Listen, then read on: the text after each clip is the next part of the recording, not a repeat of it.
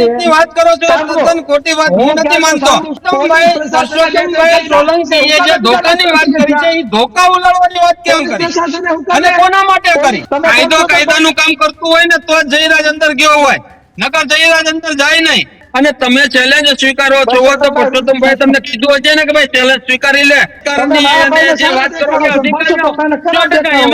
એટલે હું સ્પષ્ટ કહું કે આ દેશ બંધારણથી ચાલે છે અને બંધારણથી જ ચાલવો જોઈએ. ત્યાર પછી બંને સમાજની શાંતિ ડોળવાના પ્રયાસો ક્યાંક ને ક્યાંક થઈ રહ્યા છે કે પરસોત્તમભાઈ કે ચિરાગભાઈ ધોકા ઉડાડે બરાબર તો એને સાવરમાં આવે કે એના ઉપર કાયદાકીય કાર્યવાહી ન થાય. શું હજી એમને કઈ આમ ધોકા ઉલાડવાની ઈચ્છા ખરી કે છૂટ આપવામાં આવી છે તો ભાજપનો જ બહિષ્કાર કરો ને, આવું મેં સ્પષ્ટ તમારી ભાઈ ધોકા ઉપાડવાનું કીધું. હવે આપણે બીવાનું નથી, ધોકા ઉપાડો. આ શબ્દ બોલવાથી સમાજમાં શું કઈ સારી અસર થવાની છે? સરદાર અને ગાંધીનું ગુજરાત છે, કોઈ સમાજનું ગુજરાત નથી. તમામ સમાજ એક સાથે છે અને એનું પ્રતીક આપણી સામે છે.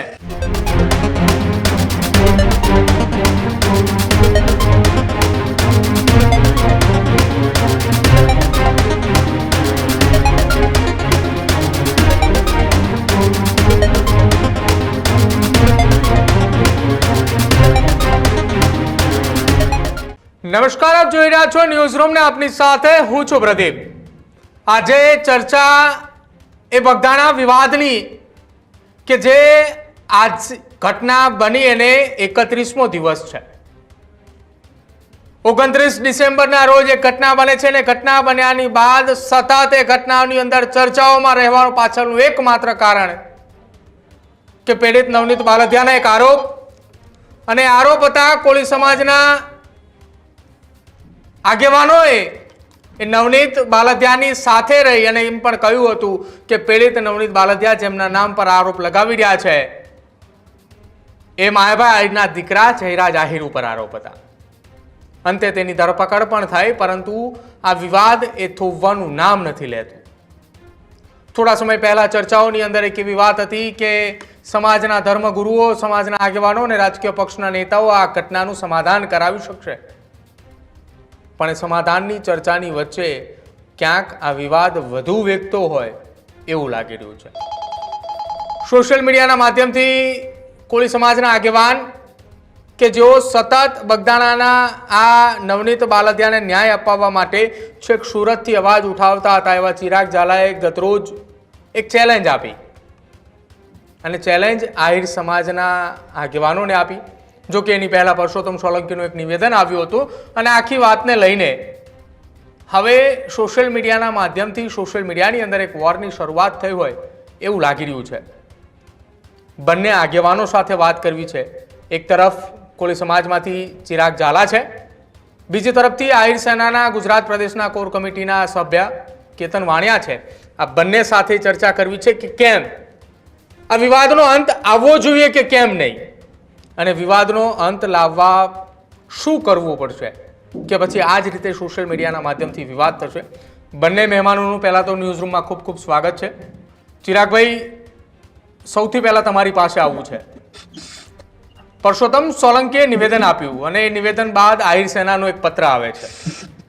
જ્યારે આહિર સેનાનો પત્ર આવ્યો હતો ત્યારથી જ એવું લાગતું હતું કે હવે આ પત્ર બાદ ફરી એકવાર કાઉન્ટર એ થવાનું છે, અને કાઉન્ટર ગઈકાલે તમે સોશિયલ મીડિયામાં લાઈવ હતા અને ચાલુ લાઈવમાં તમે કાઉન્ટરમાં જવાબ આપી દીધો કે ચિરાગ ઝાલા ડિબેટ કરવા માટે તૈયાર છે, સામે 5-25 જેટલા પણ લોકો આવે, મારી તૈયારી છે.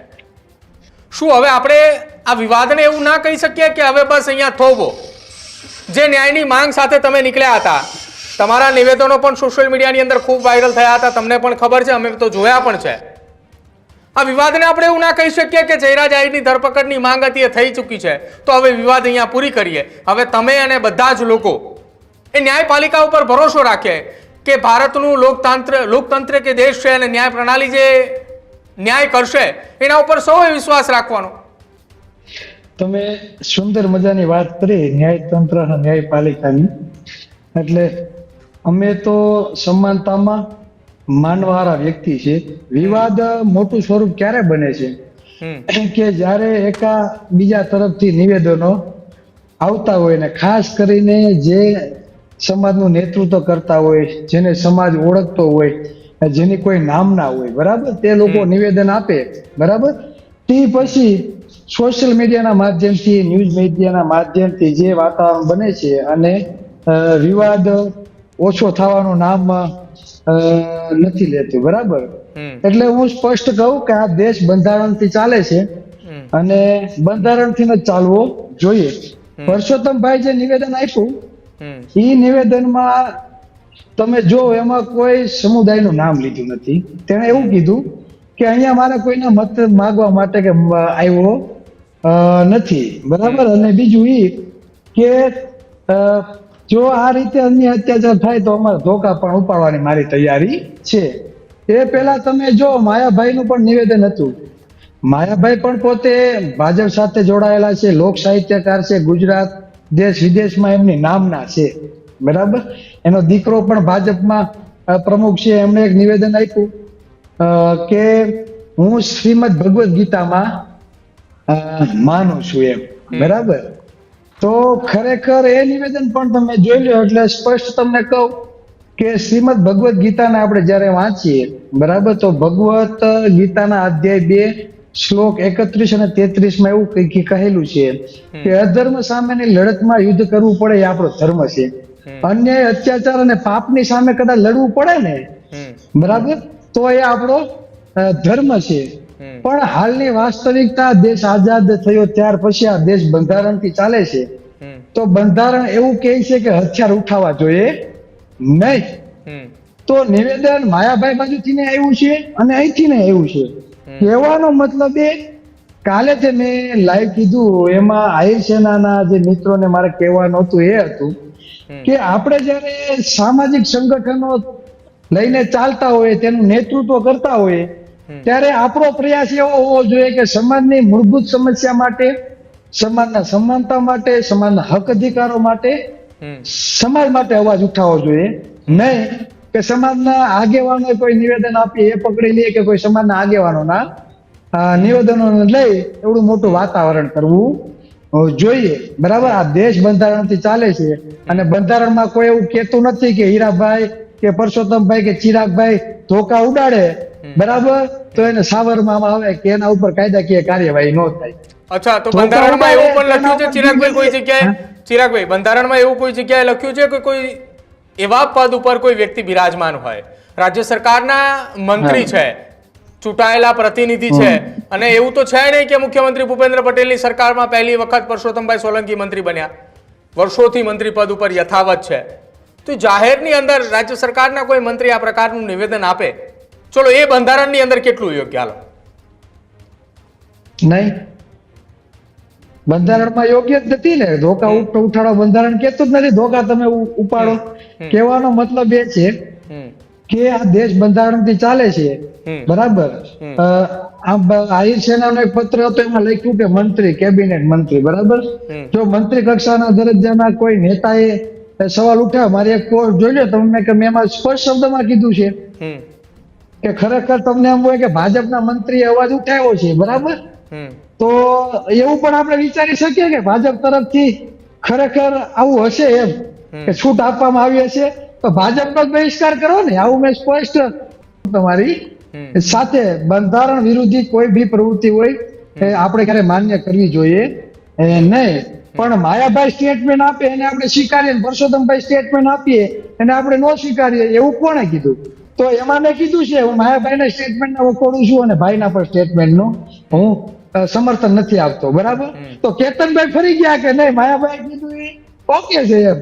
તો એવું ન ચાલે ને. આ દેશ બંધારણ સ્વચ્છતા હોવી જોઈએ, સમાનતા હોવી જોઈએ. પણ માયાભાઈનું એવું કોઈ સ્ટેટમેન્ટ તો હતું નહીં કે હથિયાર ઉપાડવાની વાત હતી અથવા હથિયારને લઈને કોઈ નિવેદન આપ્યું હોય. સાંભળો, ગીતામાં માનવું, બરાબર, શ્રીમદ ગીતામાં માનવું, એને એવું સ્ટેટમેન્ટ આવવું જોઈએ કે હું બંધારણમાં માનું છું, બંધારણ આ દેશ માટે સર્વોપરી. એમણે એટલું કહ્યું.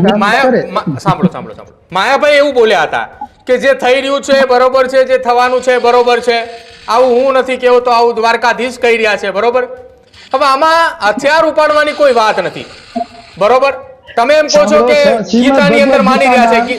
હું આવું આપની પાસે, કેતનભાઈ, હા. આહિર સેનાએ સોશિયલ મીડિયાની અંદર ગઈકાલે એક પત્ર એ સોશિયલ મીડિયાની અંદર વાયરલ કર્યો અને રાજ્ય સરકારના મંત્રીના નિવેદનની સામે એ પત્ર હતો.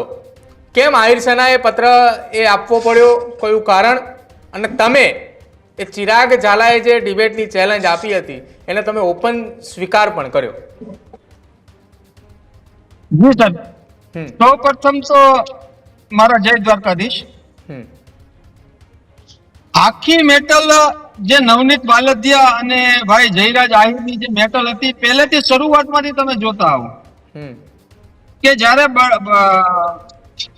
આપણે નવનીત બાલદિયા ઉપર હુમલો કરવામાં આવ્યો, એને હોસ્પિટલ એડમિટ કરવામાં આવ્યો, ત્યાં હીરાભાઈ સોલંકી આવ્યા, ત્યાર પછી આખું વાતાવરણ ફેલાય છે અને એમાં હીરાભાઈ અને લાઈવ ફોન પણ પરસોત્તમભાઈને કરે છે.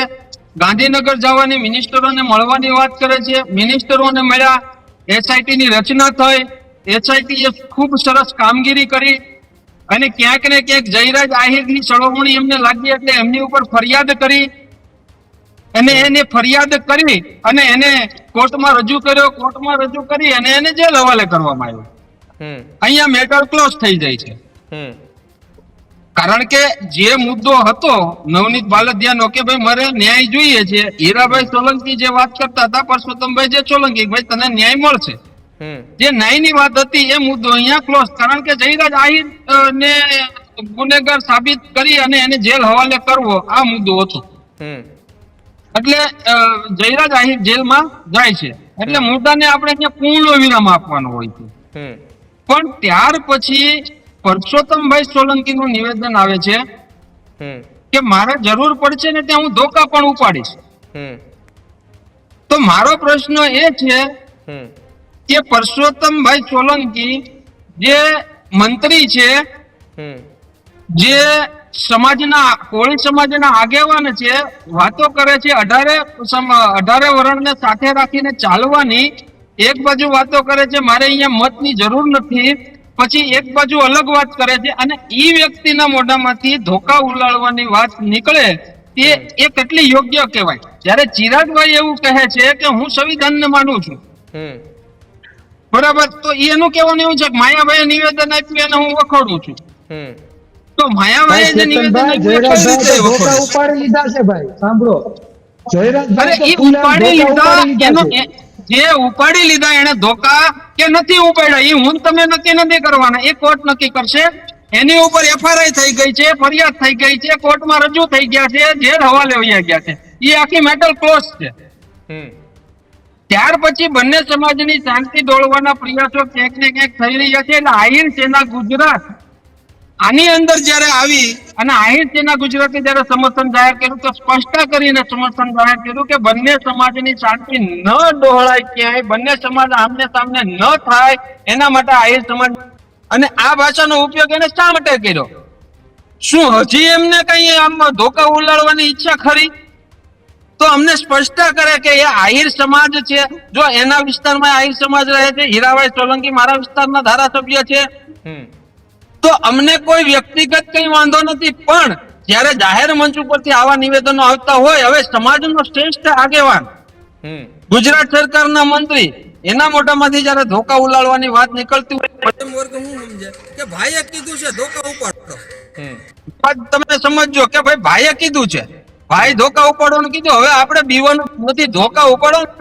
મેં હા ભાઈ. તમારો આ વિડીયો જ્યારે સોશિયલ મીડિયાની અંદર વાયરલ થઈ રહ્યો હતો, આહિર સમાજના આગેવાનોની ડિબેટ માટે ચેલેન્જ આપી, એ દરમિયાન મેં એક પોસ્ટ વાંચી અને પોસ્ટ મૂકવામાં એ બીજા કોઈ નહીં, તમે પોતે જ મૂકી હતી અને પોસ્ટ હું અત્યારે મારા ફોનની અંદર વાંચી પણ રહ્યો છું. પોસ્ટની અંદર તમે લખ્યું હતું કે આહિર સેનાને નમ્ર અરજ છે, ભાજપનો બહિષ્કાર કરી નાખો, હું તમારી સાથે, ભાજપ ભગાવો, સમાજ બચાવો. શું કોઈ રાજકીય પાર્ટીની સામે આ પ્રકારે નિવેદન અથવા પોસ્ટ મૂકવાથી સમાજ બચી જશે ખરા? આહિર સેનાના લેટર પેડ ઉપર લખેલું છે કે ભાજપના મંત્રી, બરાબર. તો જો ભાજપના મંત્રી હોય, બરાબર, તો લાગતું હોય તો એને ભાજપનો જ બહિષ્કાર કરવો જોઈએ ને. પણ મંત્રી સમજો. તો ભાજપના જ છે ને, હા, ભાજપના મંત્રી જ તો છે, હું ક્યાં ના સત્તાધારી પાડું પક્ષના જ છે ને. વિપક્ષમાંથી તો થોડું કોઈ ચૂંટાઈને આવવાનું છે, મંત્રી બનવાનું છે. વિપક્ષમાંથી તો કોઈ મંત્રી બનવાનું નથી, ચિરાગભાઈ. હા, કહેવાનો મતલબ એ છે ભાઈ હમ સત્તા પક્ષનો જ હંમેશા વિરોધ થાય. બીજું કે 307 જેવી કલમ, બરાબર, અને એટલા બધા દિવસો લાગે છે. આજે પણ તમે જો જે પોલીસ અધિકારીઓ દ્વારા બેદરકારી દાખવવામાં આવી, બરાબર, તો એસઆઈટીએ સાબિત કરેલું છે કે 8 આરોપીમાંથી 14 છે. હજી એક આરોપી તો ફરાર છે, આગોતરા જામીન મૂકેલા છે. તો અધિકારીઓ ખરેખર એના ઉપર ફરજિયાત બેદરકારીનો ગુનો દાખલ થવો જોઈએ, તે હજી સુધીમાં થયો નથી. બીજું કે દરેક સમાજમાં સંગઠનો ઘણા બધા હોય ભાઈ. અમારા સમાજમાં હોતો નહીં છે, આહિર સમાજમાં પણ હશે. સમાજના મોટો એમ સમાજના આગેવાનો પણ ઘણા બધા. કાલે તમે જો રાજુલામાં આહિર સમાજના આગેવાનો એ હીરાભાઈની શુભેચ્છા મુલાકાત લીધી છે, બરાબર. તો એક બાજુ આહિર છે ને આ પત્ર વાયરલ કરે છે, અને એક બાજુ આહિર સમાજના આગેવાનો એને સમર્થન આપે છે. એટલે સમાજ બહોળો છે અને સમાજના આગેવાનો પણ ઘણા બધા. એટલે મંતવ્યો એકબીજા તરફથી જુદા જુદા આવવાના છે. મેં કાલે મારું લાઈવ તમે જોજો ભાઈ, મેં લાઈવમાં સ્પષ્ટ વાત કરેલી છે. સ્પષ્ટ વાત એ કરેલી છે કે મૂળભૂત સમસ્યા માટે અને મૂળભૂત અધિકારો માટે ડિબેટ માટે. કાલ હું ડિબેટમાં આવું, કોઈ મને એમ ન કેવું છે ચિરાગભાઈ તમે પિક્ચર બીજી બાજુ લઈ જાવ છો. કહેવાનો મતલબ એ છે કે સામાજિક સંગઠનો જે પણ હોય એ સંગઠનોએ સમાજની મૂળભૂત સમસ્યાઓ માટે અવાજ ઉઠાવવો જોઈએ. પેલી પ્રાયોરિટી એના માટે હોવી જોઈએ. જેમ કે ગામડાની સ્કૂલો બંધ કરી દીધી, બરાબર, તો અમુક આવકનો સ્ત્રોત, બરાબર, આપણો શિક્ષણ પાછળ લઈ જવાનો છે.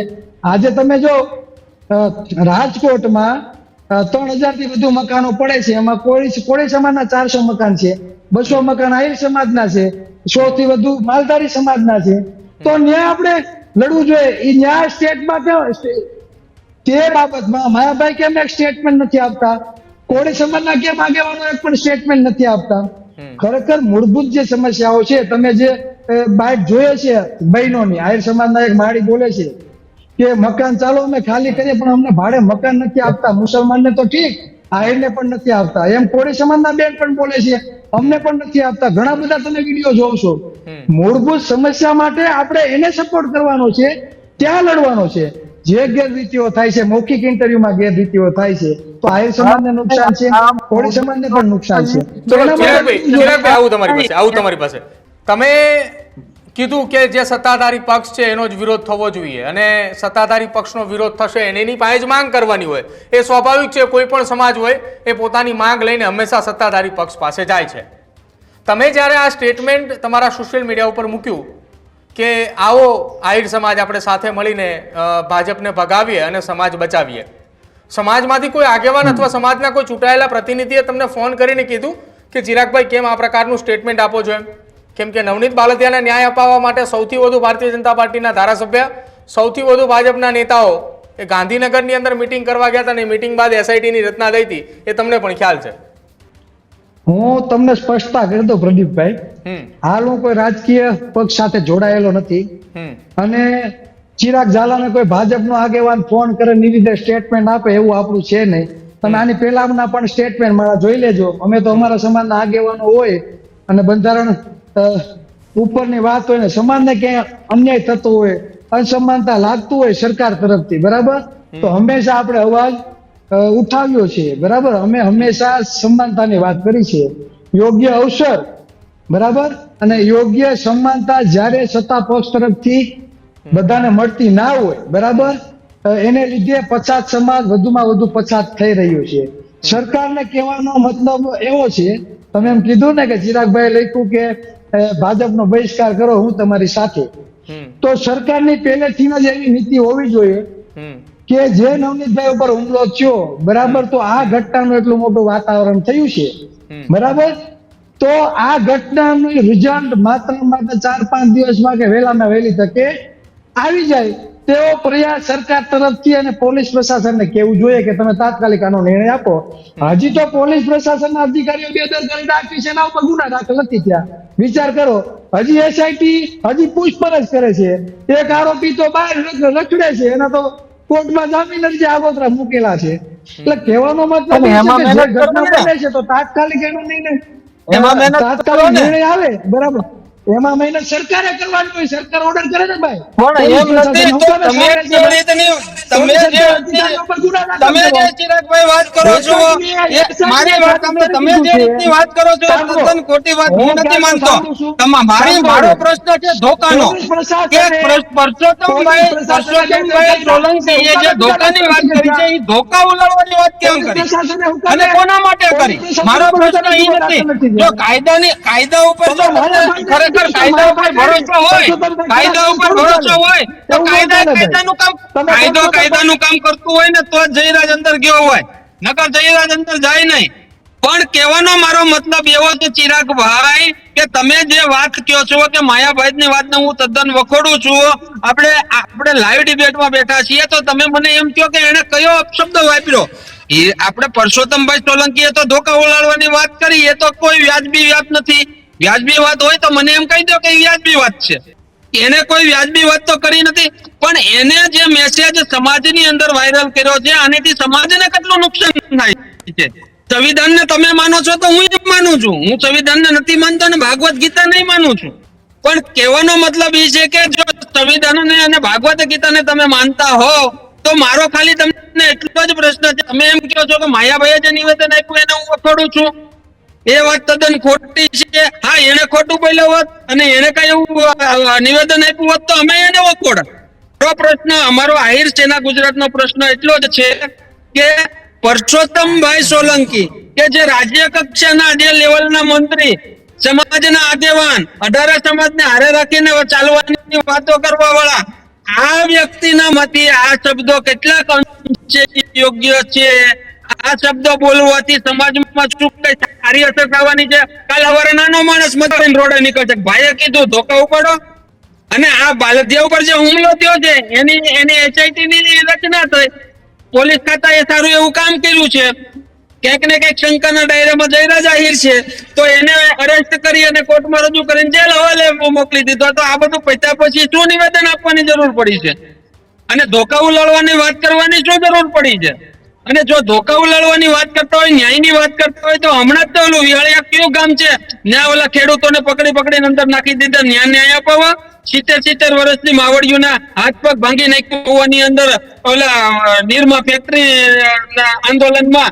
તો ત્યારે ન્યાયની વાત કરવા વાળા ક્યાં ગયા ભાઈ? ત્યારે સંવિધાન કઈ નતું. અને તમે જે વાત કરો છો વાત એક મુદ્દાની રાખો ચિરાગભાઈ. જો વાત કરવા બેસું તો મારી પાસે 1 કલાક ખૂટે એમ નથી. મારી પાસે ઘણા બધા મુદ્દાઓ છે. પણ તમે સાંભળી લ્યો, અધિકારોની વાત નથી, વાત અત્યારે અધિકારોની છે. વાત અત્યારે મારી એક જ.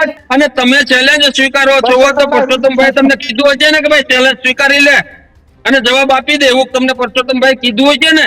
નહીં ભાઈ, તો પછી તમે હું કરો ને? જો આમાં તમે મારા દુશ્મન નથી, તમે મારા મિત્ર છો.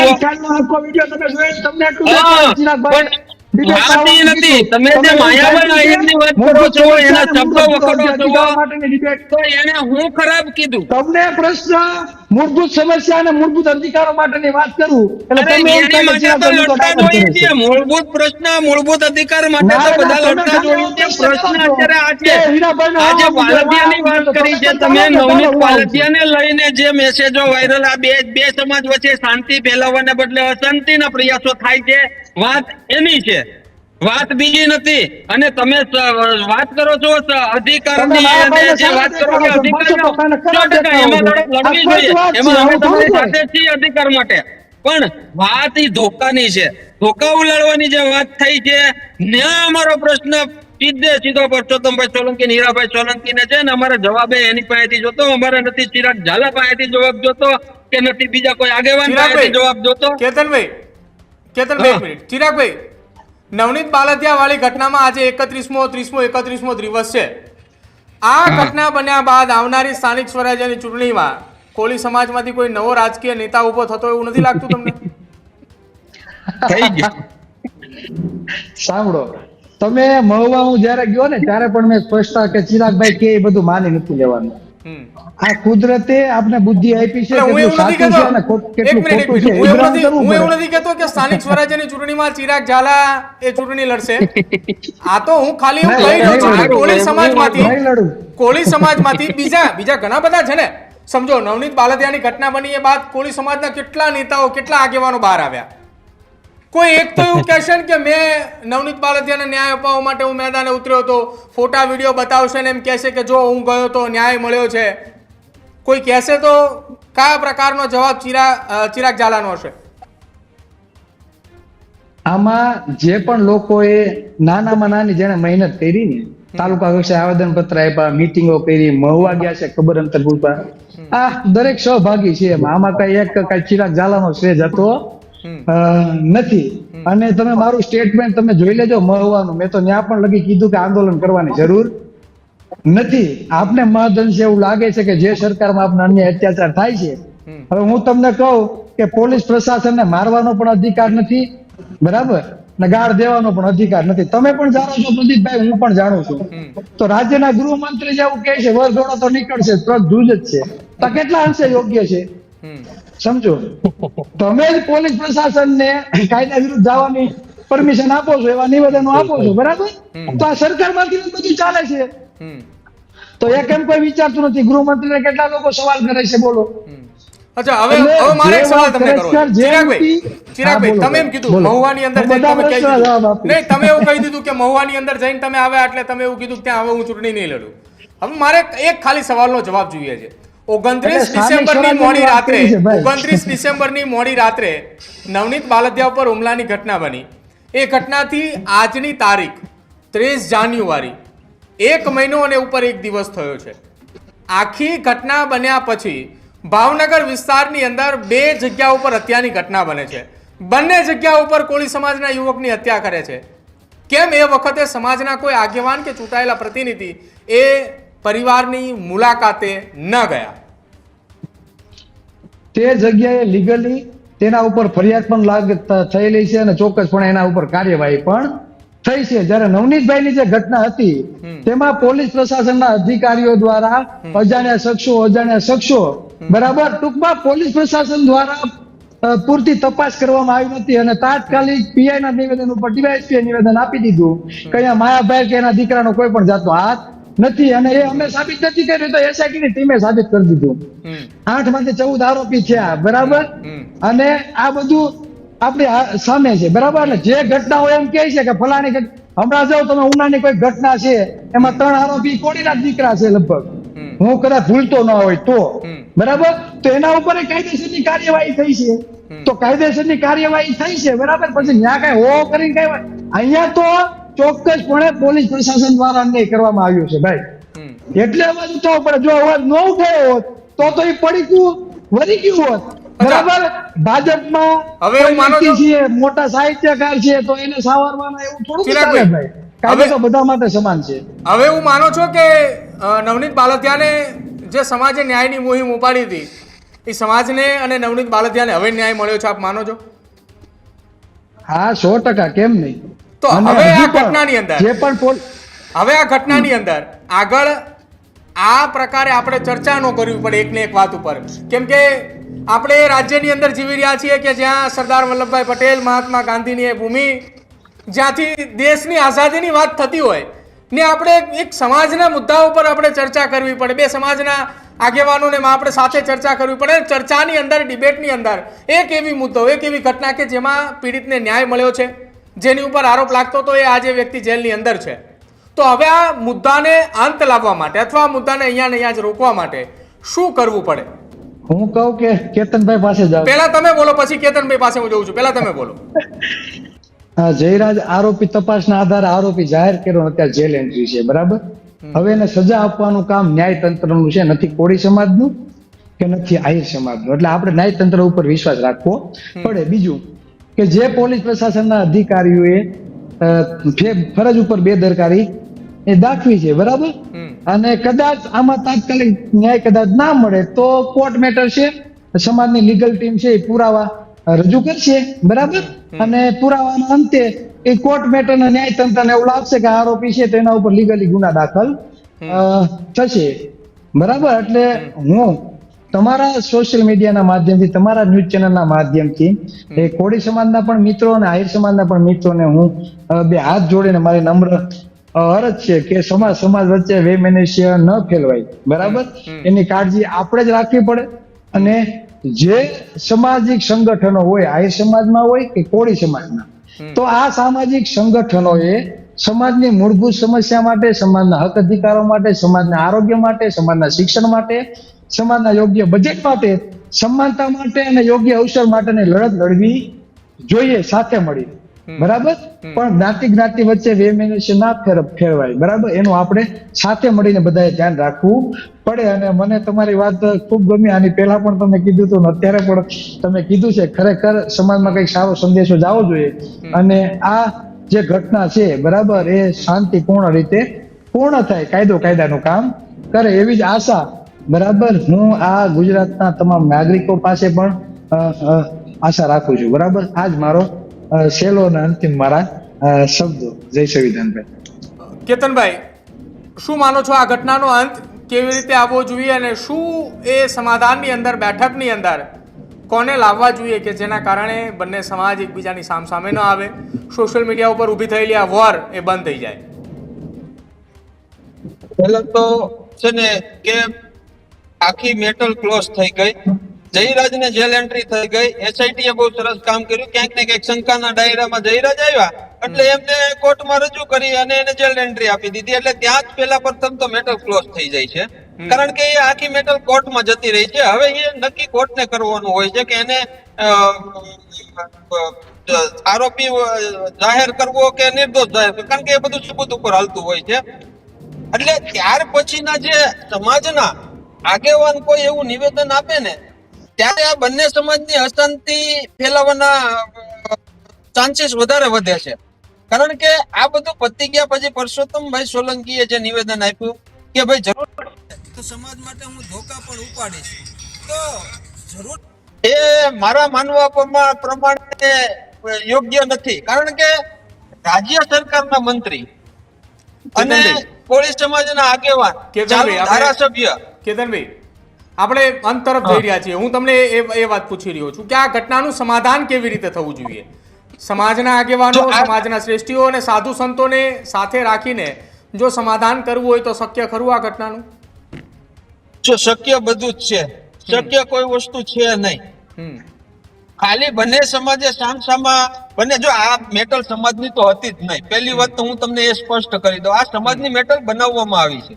સમાજની મેટલ હતી. આ પર્સનલી મુદ્દો હતો. પર્સનલી મુદ્દાને જે અમુક સોશિયલ મીડિયામાં પોતાની ટીઆરપી માટે થઈ અને જે વિડીયો મૂકી અને આ બંને સમાજ વચ્ચેની અશાંતિ ફેલાવવાના પ્રયાસો, અને આહિર સેના જે વચ્ચે આવીને એ બંને સમાજમાં અશાંતિ ન ફેલાય, બંને સમાજમાં શાંતિ રહે, એના માટે આહિર સેના ગુજરાત મેદાનમાં આવી હતી.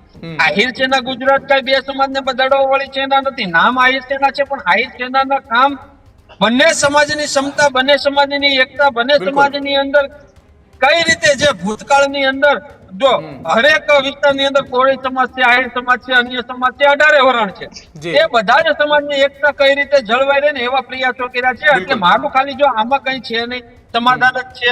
પણ સમાધાન ક્યારે થવાની શક્યતા છે? જો હવે પરસોત્તમભાઈએ જે નિવેદન આપ્યું એવી રીતના નિવેદન આવે અને પછી ચિરાગભાઈ જેવા બીજા 2-4 ચિરાગભાઈ સોશિયલ મીડિયાના માધ્યમથી લાઈવ વિડીયો મૂકીને ચેલેન્જ સ્વીકારે, સ્વાભાવિક છે. ચેલેન્જ સ્વીકારે એટલે સામે ચેલેન્જ સ્વીકારવાની જ છે. કારણ કે તેને લેટર વાયરલ કર્યો હતો. પરસોત્તમભાઈ પાસે જવાબ, પરસોત્તમભાઈ આવીને કહી દે કે ભાઈ શું કામ બોલ્યા છે, શેના માટે બોલ્યા છે. આ સમાજને ખોટી દિશામાં દોરવાના પ્રયાસો જે થઈ રહ્યા છે ને બધું જ અટકી જાય, કઈ છે નહીં. બાકી આની અંદર ખોટા મુદ્દાઓ બનાવી બંને સમાજની અંદર મધ્યમ વર્ગના સામસામા ધોકા ઉલાળીને મરી જવાના છે. અને મારું તો એક જ કેવું છે કે બંને સમાજ શાંતિ રાખે. જેવા તેવા સોશિયલ મીડિયાના વિડીયોના માધ્યમથી વિડીયોની અંદર જે બોલવામાં આવે છે એને બહુ તમે ધ્યાન અંદાજ કરો. કારણ કે 6:45 પછીના જે વિડીયો આવે એ જોવાનું બંધ કરો.